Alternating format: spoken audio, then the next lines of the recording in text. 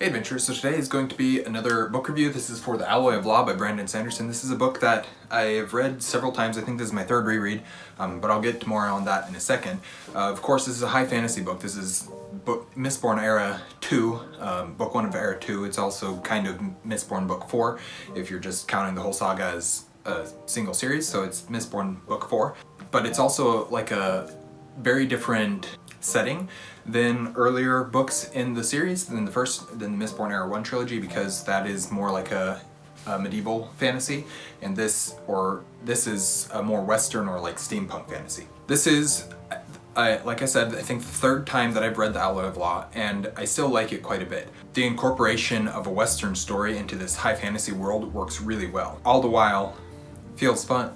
And the way that the magic is used is fun and realistic, all the while expanding and taking it to new places. So what we are left with in Mistborn Era 1 is knowledge that there's these three magic systems: allomancy, feruchemy, and metallurgy. Hemalurgy, I guess, specifically. They're all metallurgy. That's where we're left off with in Era 1. And in Era 2, because I want to say 300 years? 300 years? 300 years have passed since the events of the Hero of Ages.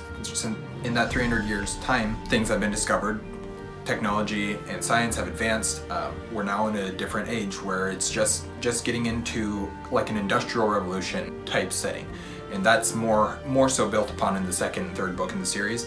But in this first book, it's very much feels like a classic Western in many ways. This book really does feel like the one-off that it was written to be. When Sanderson wrote this book, it was, I have this fun idea for a Mistborn story, a story set in the Mistborn world, but it's not going to be its own thing really. It's just going to be a one-off story set in the world.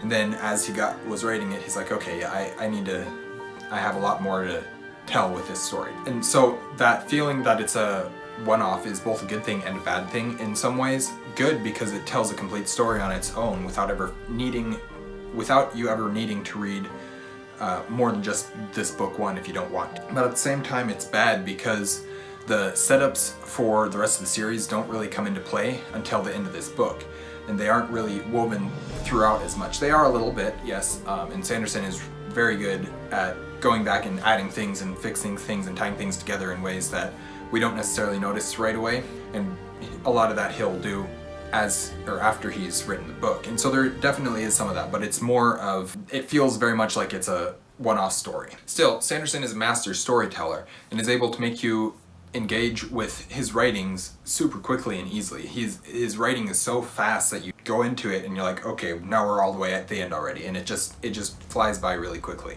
A lot of people complain that the characters feel very one-dimensional in a lot of ways, specifically in Alloy of Law, and that's definitely true. There is some, the characters don't really seem to have a whole lot of depth to their characters, and while this is mostly true, the hints to their deeper characters are here and set up for, but they just aren't explored in Alloy of Law. Still, I think they are fairly enjoyable characters. I think Wax is a great character. A lot of people think he's very boring, but I think Wax is a really good character. I like the more stand-up, I'm just a good guy through and through type characters a lot of the times. Wayne is hilarious. He's also kind of over the top at times, and I don't necessarily like that. But really all the characters are, the three main characters, meaning Wax, Wayne, and Marasi, or Marasi. I think it's Marasi is how everybody else pronounces it. I've always pronounced it Marasi. Those three main characters are well developed enough that you feel like they're actual characters, in my opinion. I think part of the ease with which I connect to this story is the fact that it is written like a Western. Westerns is a genre that I actually really like and am used to. I've grown up watching lots of Westerns, and I've read a fair amount of Westerns. Not a ton, but I've read a fair amount. And so it's a genre that I like and that I'm used to. And so the characters and their motivations, and then the storyline as well, don't really bother me in the same way that it would for somebody who's not used to Westerns, because it's very much, this is what it's written to be. It's written to be a fantasy Western, and that's exactly what it is.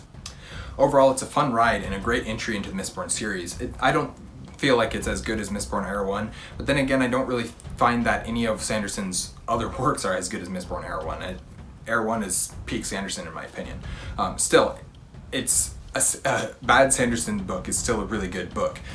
So there's nothing wrong with it at all. A lot of people won't enjoy it as much as a lot of his other works, and that's fine.